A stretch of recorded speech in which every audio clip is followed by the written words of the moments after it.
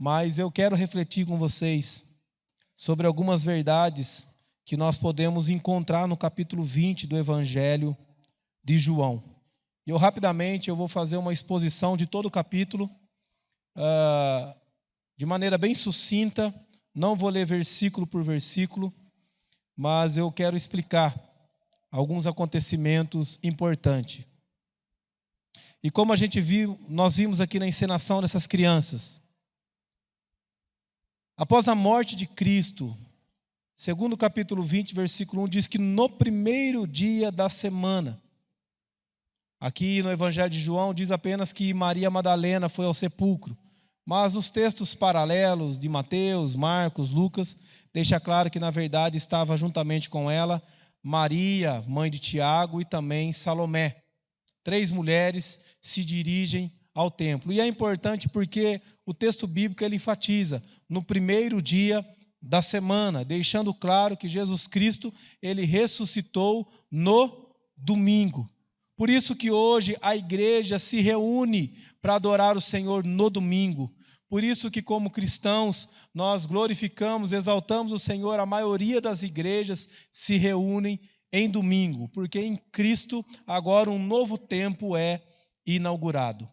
O texto nos deixa claro que essas mulheres, elas caminham ao sepulcro com muita tristeza, angústia, amargura no coração. A preocupação delas é: quem vai remover a pedra para a gente poder preparar o corpo? E toda essa angústia, aflição, preocupação, ela é aumentada quando elas chegam diante do sepulcro e elas encontram o sepulcro aberto. Em um ato de desespero, Maria Madalena volta correndo e diz para João e Pedro: roubaram o corpo de Cristo. Observe que essa palavra de Maria, ela não é contraditória. Como assim roubar um corpo?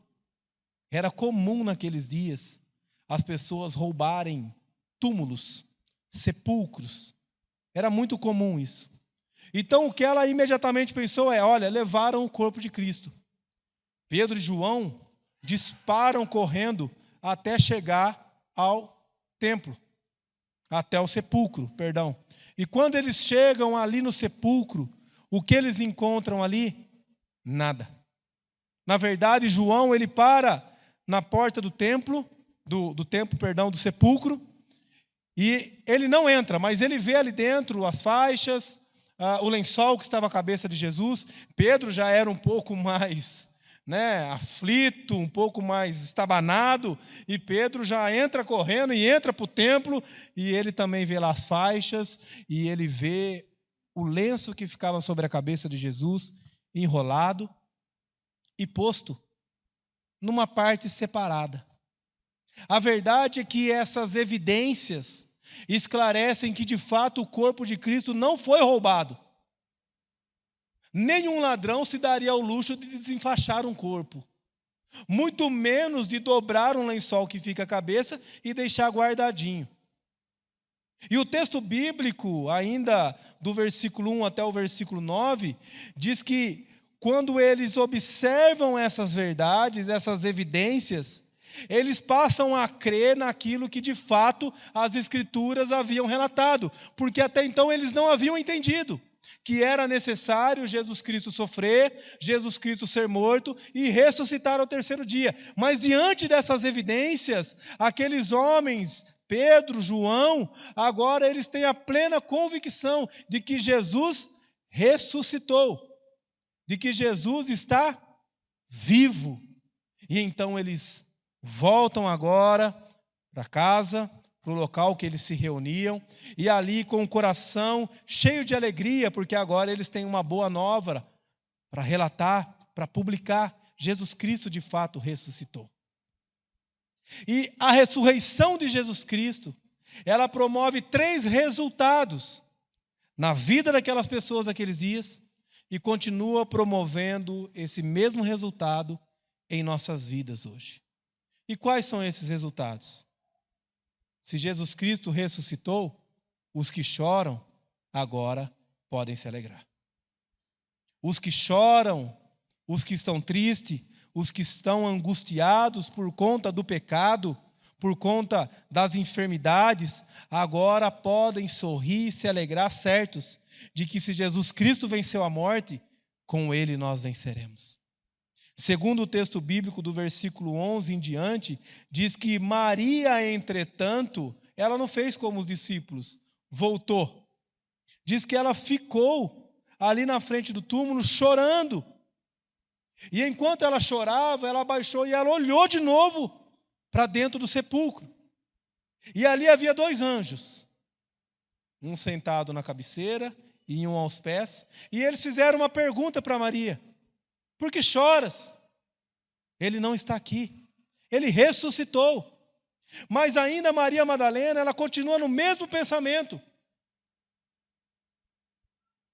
que roubaram o corpo de Cristo. E se você observar o texto diz assim, então eles lhe perguntaram: mulher, por que choras? Ela respondeu: porque levaram o meu Senhor e não sei onde puseram. Veja, roubaram o corpo dele. Tendo dito isto, voltou-se para trás, viu Jesus em pé, mas não reconheceu que era Jesus. E Jesus faz a mesma pergunta que os anjos haviam feito para ela. Olha só o que Jesus vai fazer. Perguntou-lhe Jesus: mulher, por que choras? A quem procuras? Ela, supondo ser ele o jardineiro, respondeu: Senhor, se tu tiraste, dize-me, onde puseste, e eu o levarei. Veja, essa mulher está desesperada. Onde está o corpo do mestre? Ela ainda não compreendeu as Escrituras. E por que muitos hoje sofrem? Por que muitos hoje ainda choram? Por que muitos ainda hoje vivem numa vida de angústia? Porque para eles Jesus Cristo está morto. Jesus Cristo não está vivo. Jesus Cristo não ressuscitou.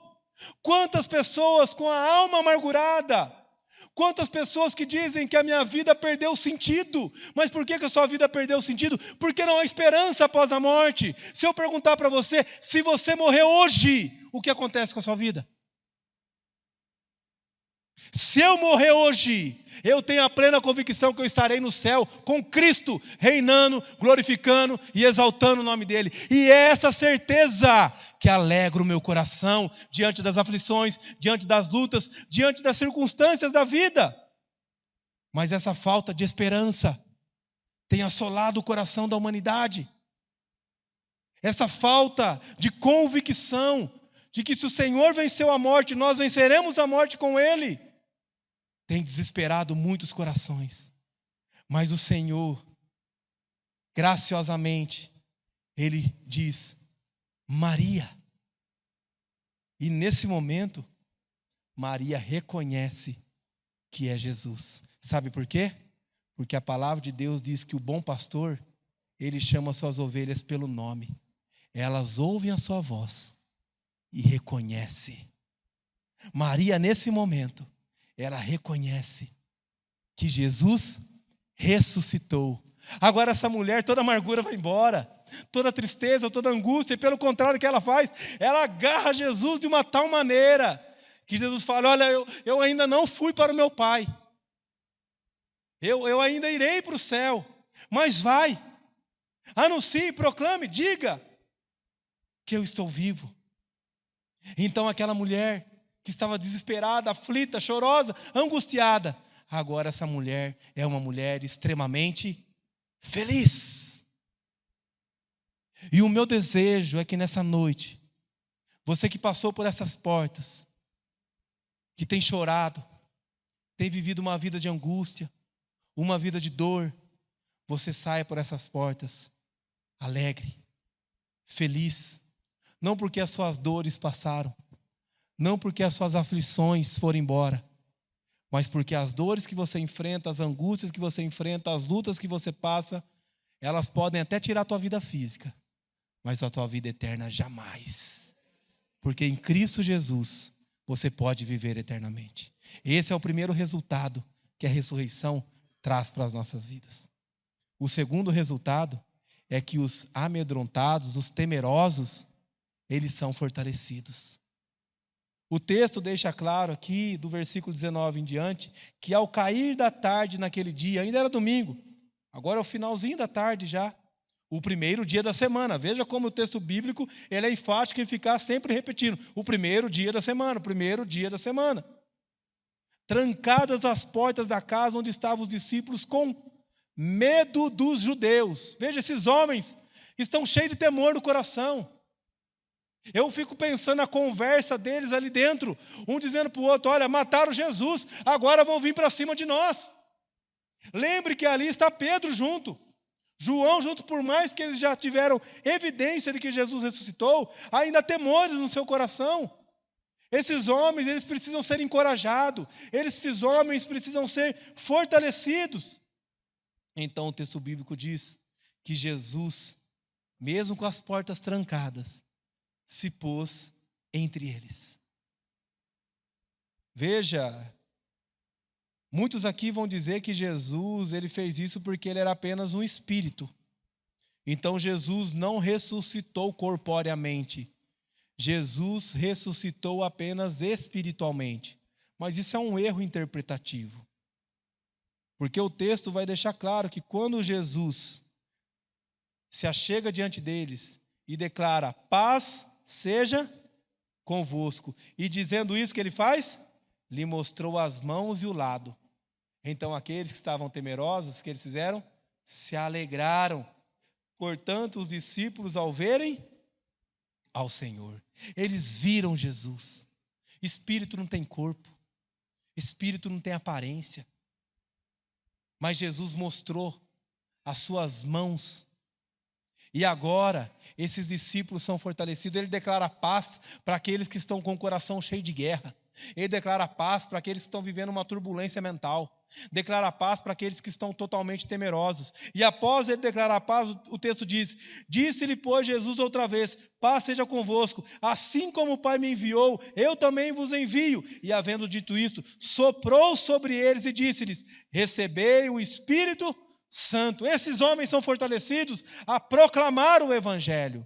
E de repente você pode pensar: então os discípulos receberam o Espírito Santo nesse momento? Não foi lá em Pentecostes, Atos 2? Foi no momento que Jesus entrou ali e soprou sobre eles o Espírito? Não. Aqui o texto não há conflitos.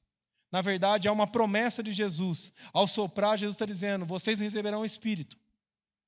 E vocês têm autoridade para proclamar o Evangelho. Jesus está encorajando aqueles homens, está fortalecendo aqueles homens, dizendo: vão, proclamem o que vocês viram, o que vocês estão vendo, o que vocês estão presenciando. E é exatamente isso que nós vamos ver lá na frente, como já meditamos aqui, por exemplo, em Atos capítulo 4.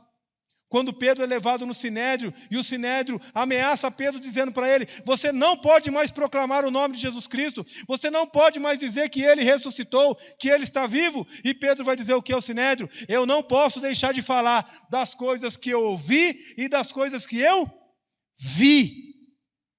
Pedro viu Jesus Cristo ressuscitado. Pedro entrou naquele sepulcro e teve evidência de que Jesus ressuscitou. Então agora esse homem que havia negado Jesus 3 vezes, ele é fortalecido de tal maneira a proclamar o Evangelho, chegar ao final da vida, ser crucificado de ponta cabeça por amor a Jesus Cristo. Amados, a palavra de Deus, ela traz fortalecimento para as nossas vidas. Quantas perseguições eu e você temos enfrentado nos nossos dias? Quantos têm se levantado contra a igreja e defamado a igreja? A igreja tem tentado, na verdade, as pessoas tentam silenciar a igreja, porque a proclamação do Evangelho, ela causa dores para um coração pecaminoso. Ela expõe a maneira pecaminosa como a sociedade vive. E isso gera, muitas vezes, agressividade. É fato que isso não dá margem para cristão ser agressivo com aqueles que vivem no pecado. Pelo contrário, o Senhor nos ensinou a amá-los. E não amar os seus pecados, aceitar os seus pecados, aceitar os seus desvios da conduta reta. Mas nós devemos amá-los. E amar é falar a verdade. Amar é apontar o erro. Os nossos pais não nos amam? E você nunca tomou um puxão de orelha do seu pai? Você nunca tomou umas palmadas? E por conta disso você cresceu rebelde? Você deixou de amar os seus pais? Hipótese alguma. A palavra de Deus diz que Deus, Ele ama o Filho. Ele nos ama. E Ele nos fortalece. Então, assim como naquele dia, hoje não tenha medo. Não tenha medo da postura de muitos que se levantam contra a igreja do Senhor. Não tenha medo de proclamar o Evangelho, de falar do glorioso amor de Cristo. Mas proclame com intrepidez, proclame com ousadia, saia pelas ruas, dentre a sua família, dentre os seus amigos, na universidade, no seu trabalho, aonde você estiver, e declare: Jesus Cristo está vivo, Ele ressuscitou, Ele é o Rei dos Reis, nenhum outro Deus veio e se entregou por nós. Você pode procurar qualquer religião, hinduísmo, islamismo, espiritismo, qualquer religião, todas elas dizem que você tem que morrer pelo Deus que você serve. Todas elas. Maomé diz que você tem que entrar no avião e explodir um prédio para você poder entrar no paraíso, porque assim você vai purificar a sua alma. O único Deus que deixa o seu trono de glória é Jesus Cristo. É Ele que veio habitar entre nós, é Ele que morreu na cruz do Calvário por nós, é Ele que venceu a morte para nos dar a vida eterna. Então somente Ele é Deus, somente Ele é digno de adoração. Então se sinta fortalecido, encorajado, encorajada a proclamar essa grande verdade, e não se intimide diante da hostilidade dessa sociedade, mas proclame o Evangelho com ousadia. Saia daqui nessa noite fortalecido pelo poder do Senhor. A terceira grande verdade, o terceiro resultado, é que os incrédulos, eles passam a crer. Veja, o texto bíblico ainda diz que Tomé, um dos 12 discípulos, ele não estava na sala na primeira vez que Jesus apareceu. E aí os discípulos foram e disseram para Tomé: olha, Tomé, Jesus Cristo ressuscitou, já apareceu para nós. E Tomé, ele diz assim: olha, eu só acredito vendo. Se eu não ver com os meus olhos, eu não acredito nessa conversa. É fácil, muitas vezes, lendo o texto bíblico, a gente dizer: onde já se viu Tomé ter uma postura dessa? Mas quantas vezes nós não temos essa postura? De duvidar da palavra do Senhor, de duvidar do testemunho dos nossos irmãos. Quantas vezes os nossos irmãos não vêm e dizem para nós: olha, Jesus falou isso a mim. É fato que tem muitos profetas aí fora de contexto, dizendo aquilo que o Senhor nunca disse. Isso é uma grande verdade, você tem que tomar cuidado com isso. Mas quando a Bíblia é proclamada, nós precisamos crer, mas muitas vezes nós não cremos. E você proclama o Evangelho, e as pessoas dizem: olha, eu só acredito vendo. E se nós estamos aqui hoje, é porque nós vimos. Não com os olhos físicos, mas com os olhos espirituais. Nós tocamos. E muitas vezes a sociedade vai dizer: mas como você viu? Eu vejo. Eu sinto. Eu ouço. Mas você não sente. Você não ouve. Você não vê. Porque você é incrédulo. Mas eu vou orar por você, para que um dia o Senhor se manifeste a você, assim como Ele se manifestou a mim, assim como Ele se revelou, porque foi exatamente o que aconteceu com Tomé.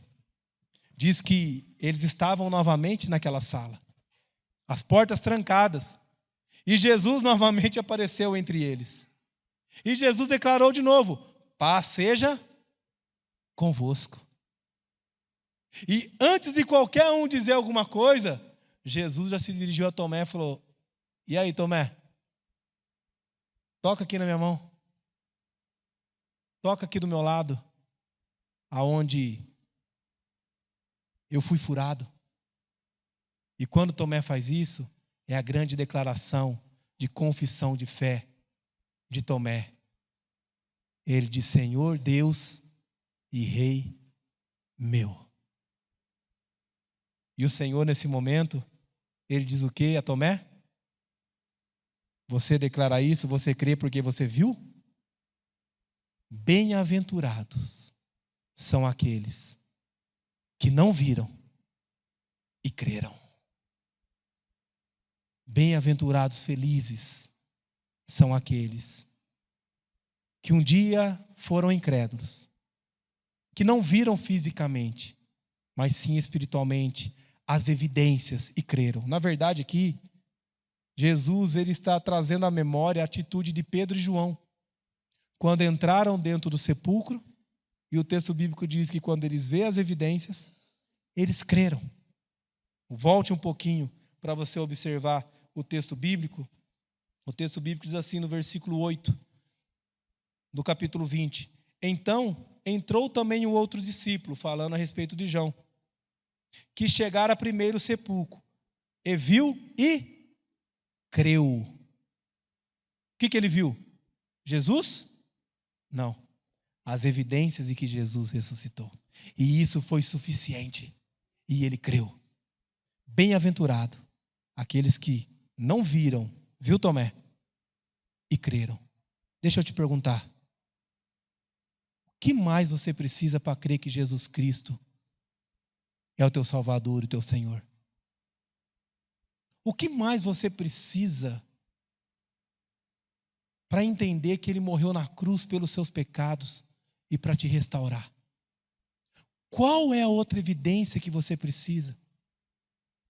Você acha que você acordar é obra do acaso? Você acha que muitas coisas que aconteceram na sua vida aconteceram porque você é bom ou boa? Você é inteligente? Você é capaz? Você acha que você está aqui nessa noite simplesmente porque teve uma apresentação, seu filho, sua filha, parente de algum amigo, você recebeu algum convite e você veio aqui assistir essa peça apenas para prestigiar quem estaria aqui? Você acha que isso aí é obra do acaso? Você acha que tudo que está acontecendo aqui não são evidências claras de que Jesus Cristo é o Senhor? Se o evangelho, se o cristianismo fosse algo enganoso, ele já teria, de fato, sucumbido. E o texto bíblico ele é tão poderoso e vai mostrar que nunca foi a intenção alguma de manipular as escrituras bíblicas, que os homens deixam claro ao relatar que as primeiras a verem o sepulcro aberto foram mulheres. E com todo respeito às mulheres, a cultura do primeiro século era completamente diferente. As mulheres eram tratadas pior do que cachorro. Portanto que você pode ver que aqui João e Pedro eles voltam correndo, eles nem falam com Maria Madalena. Eles nem param lá no sepulcro e falam assim: Maria Madalena, é o seguinte, minha filha, Jesus ressuscitou, bora com a gente. Ela fica lá e os camaradas, tchau. Mas Jesus se revela primeiro para quem? Maria Madalena. Se alguém quisesse inventar algo, jamais utilizaria o testemunho de uma mulher. Na cultura do primeiro século, jamais fariam isso. Mas o texto bíblico não se preocupa com isso. O texto bíblico relata as verdades. Jesus Cristo ressuscitou. E bem-aventurados aqueles que não viram, mas creram. Que nessa noite você creia que Jesus Cristo está vivo. Ele é o Senhor.